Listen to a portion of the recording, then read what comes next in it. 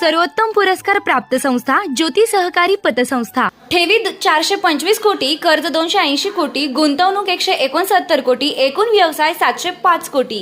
सोने तारण कर्ज, लॉकर सुविधा, मोबाईल बँकिंग सुविधा, सुलभ कर्ज वितरण, मोबाईल कलेक्शन आदी सुविधांसह विनम्र व तत्पर सेवा।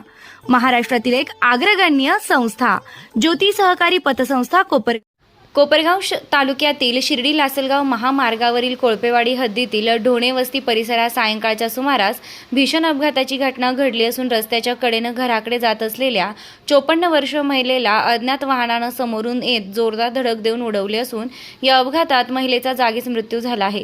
या अपघातानंतर अज्ञात वाहन चालक घटनास्थळावरून फरार झाला आहे।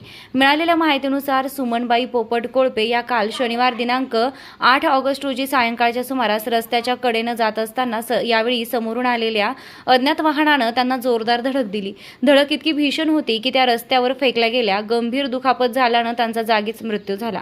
घटनेची माहिती मिळताच परिसरातील नागरिकांनी घटनास्थळी धाव घेतली। त्यानंतर पोलिसांना माहिती देण्यात आली असून अपघातास कारणीभूत ठरलेल्या अज्ञात वाहनाचा शोध घेण्याचं काम सुरू आहे।